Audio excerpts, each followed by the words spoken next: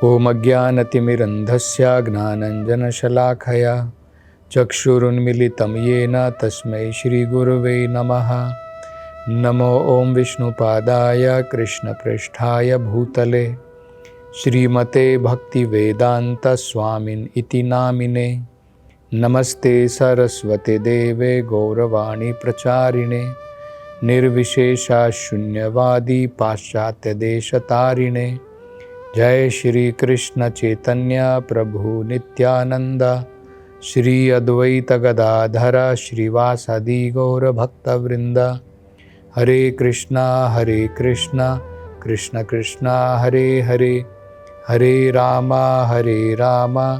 राम राम हरे हरे। हरे कृष्णा। तो शुकदेव गोस्वामी जी महाराज परीक्षित को जम्बू द्वीप के बारे में वर्णन कर रहे हैं। तो हम ये समझने का प्रयास कर रहे थे ये जम्बू द्वीप क्या है। हमने तो ये नाम बहुत ज़्यादा बार नहीं सुना है, तो हम ये समझने का प्रयास करेंगे ये जम्बू द्वीप क्या है। अगर हमने गायत्री मंत्र सुना है तो गायत्री मंत्र में हम जप करते हैं ओम भूर भुवः स्वाहा तत्सवितु वरेण्यम भर्गो देवस्य धीमहि। तो ये जो है गायत्री मंत्र होता है।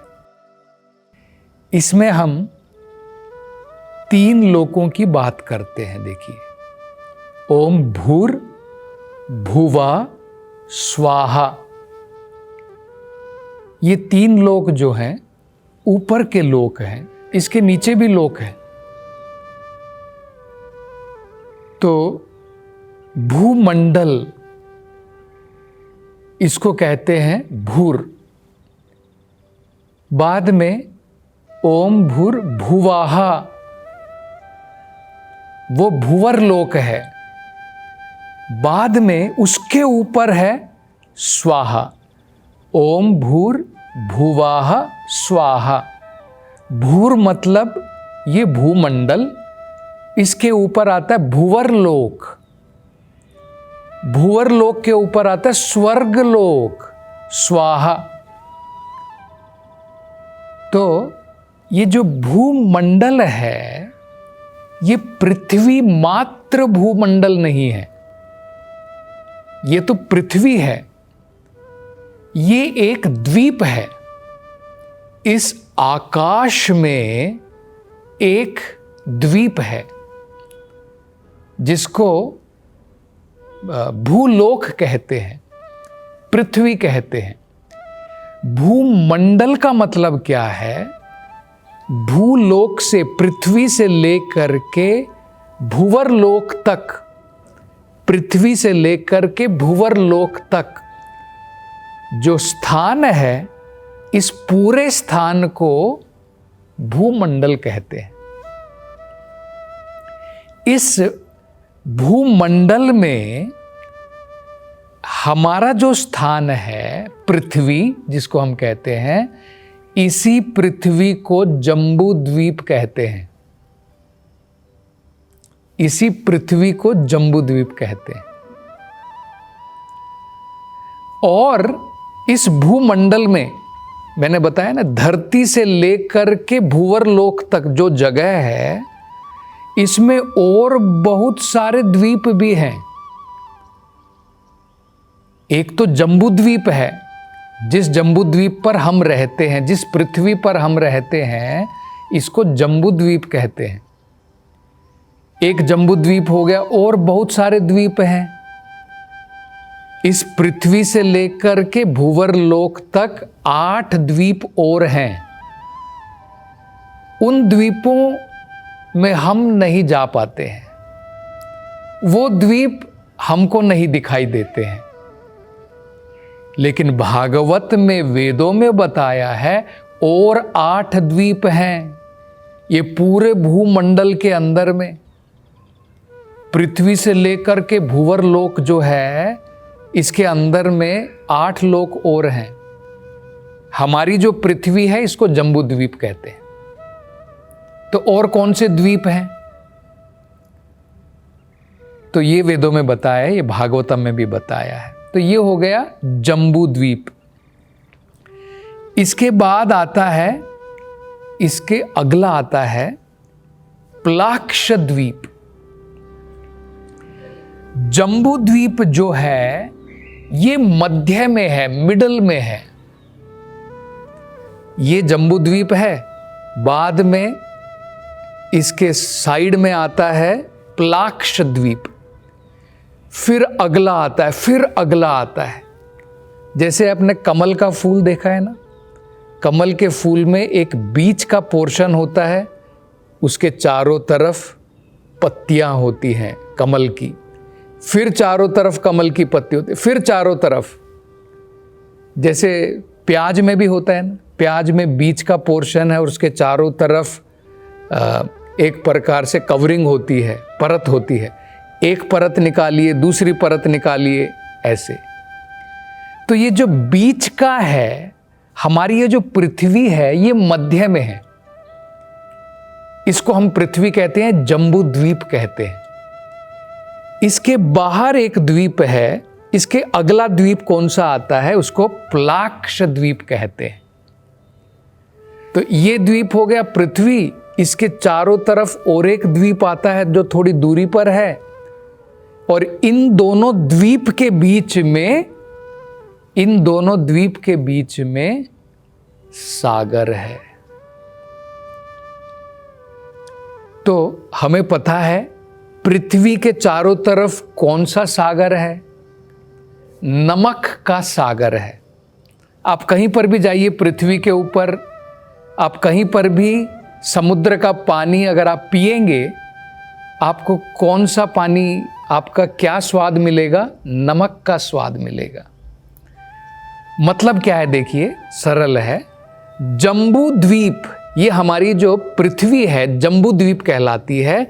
इसके चारों तरफ जो सागर है, इसको क्या कहते हैं? लवण समुद्र, लवण सागर।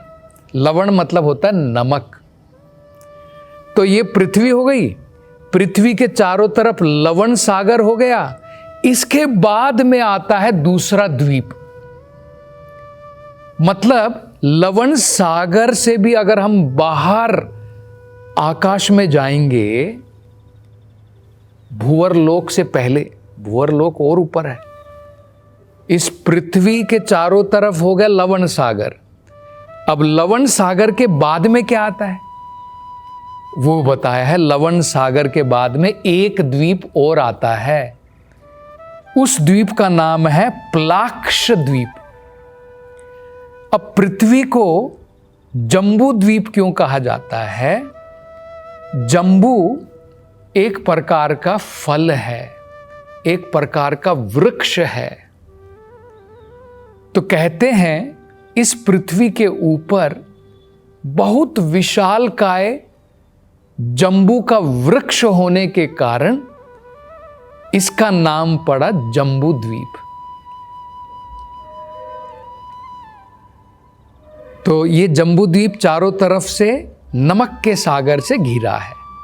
उसका अगला अब द्वीप आ गया प्लाक्ष द्वीप।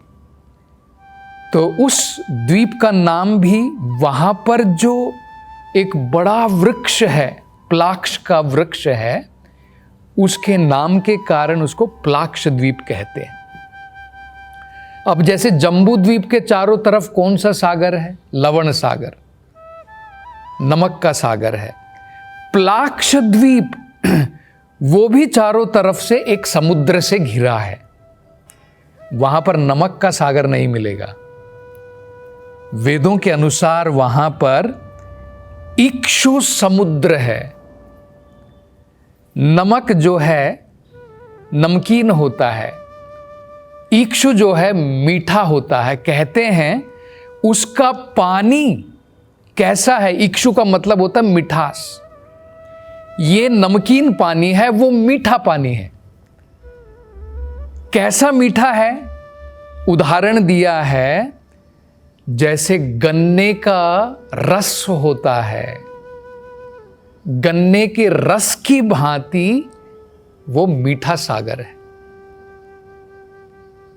तो मतलब क्या है? प्लाक्ष द्वीप जो है वो चारों तरफ कौन से सागर से घिरा है? इक्षु सागर, मतलब मीठा पानी। और ये मीठा पानी कैसा मीठा? इक्षु का मतलब होता है गन्ना, जैसे गन्ने का रस होता हो इस प्रकार का सागर है। तो 2 द्वीप हो गए, जम्बू द्वीप बीच में हो गया, उसके बाहर आया कौन सा द्वीप? प्लाक्ष द्वीप आ गया। फिर कौन सा सागर आया? इक्षु सागर, मीठा पानी। उसके बाद में एक द्वीप और आता है, तीसरा द्वीप, उसको कहते हैं शालमल द्वीप। इसका नाम भी वहां पर शालमल का विशालकाय वृक्ष है, उसके कारण इस द्वीप का नाम पड़ा है शालमल द्वीप। अब ये द्वीप जो है कौन से सागर से घिरा है? सारे द्वीप जो हैं अलग अलग सागर से घिरे हैं। हमारा जम्बू द्वीप नमक के सागर से घिरा है, प्लाक्ष द्वीप जो है इक्षु सागर, मीठे पानी से घिरा है। इसी प्रकार से शालमल द्वीप जो है सुर सागर, सुर सागर का मतलब होता है जैसे सोम रस होता है, इसी प्रकार का एक पेय है, तो इसको सुर सागर कहते हैं। तो ये चारों तरफ से सुर सागर से घिरा है। इसके बाद में अगला द्वीप आता है, चौथा द्वीप, उसका नाम है कुशा द्वीप। वहां पर कुशा घास की महत्वता है। जैसे हम जब यज्ञ करते हैं कुशा घास का प्रयोग करते हैं। ये कुशा घास का महत्व जो है इस कुशा द्वीप में अत्यधिक है, इसलिए इसका नाम पड़ा है कुशा द्वीप। और यहां पर इसके चारों तरफ कौन सा सागर है? घृत सागर। क्योंकि जैसे कुशा घास जो है यज्ञ में प्रयोग की जाती है, यज्ञ के लिए घी का प्रयोग किया जाता है, तो कहते हैं कि ये सागर जो है, ये द्वीप जो है चारों तरफ घी रूपी सागर से घिरा हुआ है। इसको घृत सागर कहते हैं। उसके बाद में आता है, इस घी के सागर के बाद में आता है एक और द्वीप, 5वां द्वीप, जिसको कहते हैं क्रौंच द्वीप। क्रौंच का मतलब होता है एक विशालकाय पहाड़। तो वहां पर ये क्रौंच एक विशालकाय पहाड़ के कारण इस द्वीप का नाम पड़ा है क्रौंच द्वीप। और ये चारों तरफ से क्षीर सागर से घिरा है। इससे पहले वाला कुशा द्वीप जो था वो घृत सागर, घी का सागर। इसी प्रकार से क्रौंच द्वीप जो है क्षीर सागर, दूध का सागर। दूध सागर के बाद में एक और द्वीप आता है, छठा द्वीप, इसको शाका द्वीप कहते हैं। ये भी एक वृक्ष है। इसको ये चारों तरफ से दधी सागर से घिरा है। तो एक घी के सागर से, एक दूध के सागर से, एक दधी के सागर से घिरा है। और दधी के सागर के बाद में आता है पुष्कर द्वीप। पुष्कर द्वीप, ये पुष्कर द्वीप जो है, ये इसके भी चारों तरफ एक सागर है, उसका नाम है स्वच्छोदका, स्वच्छ उदका। स्वच्छ का मतलब होता है बिल्कुल स्वच्छ, क्लीन, प्योर, शुद्ध। उदका मतलब होता है पानी, बिल्कुल शुद्ध पानी। जब हम भगवान की पूजा करते हैं, जो भी पानी हम प्रयोग करते हैं उसका शुद्धिकरण करके ही भगवान के लिए प्रयोग करते हैं। पहले पानी को भी शुद्ध किया जाता है। गंगा जल को शुद्ध करने की जरूरत नहीं पड़ती है। ऑर्डिनरी टैप वाटर हम लोग जब प्रयोग करते हैं, प्रयोग करने से पहले उसका शुद्धिकरण अनेकों प्रकार की मुद्राओं के द्वारा किया जाता है। मंत्रों के द्वारा, उच्चारण के द्वारा किया जाता है।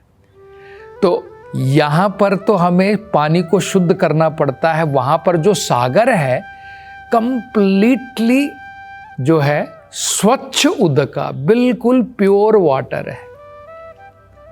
वो चारों तरफ जो है पुष्कर को घेरे हुए है। तो ये हमारी सरलता से समझ में आना है, इसको बहुत ज़्यादा दिमाग लगाने की ज़रूरत नहीं है, लेकिन फिर भी हमारे भागवत में, वेदों में क्या दिया है हमें समझना चाहिए। अगर कोई हमसे पूछे कि भाई हम कहाँ पर रहते हैं, हमको समझना चाहिए हम जम्बू द्वीप में रहते हैं। मनुष्य गण जो है जम्बू द्वीप में रहते, धरती के ऊपर, और जो बाकी के द्वीप हैं वो हमारी नज़रों से बाहर हैं, उस तक हम नहीं पहुंच पाते हैं। जैसे अलग अलग द्वीप बताए ना, प्लाक्ष द्वीप है, शलमल द्वीप है, कुशा द्वीप है, क्रौंच द्वीप है, शाक द्वीप है, पुष्कर द्वीप है, और जैसे ये अलग अलग सागर भी हैं, ये सागर भी हम नहीं जा सकते। केवल हम कौन से सागर तक जाते हैं? नमक का पानी। ये जो इक्षु समुद्र है, मीठे पानी का जो सागर है, वो हम नहीं जा सकते हैं। सुरा सागर जो एक प्रकार का पेय है, वहाँ तक भी हम नहीं। घी का सागर है, घृत सागर है, क्षीर का सागर है, दधी का सागर है, और स्वच्छ उदका उसका सागर है। तो ये 7 द्वीप भूमंडल में हैं। उसमें से एक द्वीप में हम रहते हैं जिसका नाम है जम्बू द्वीप।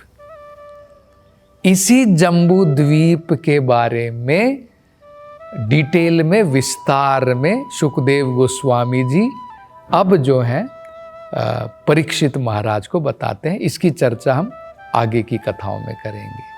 हरे कृष्णा।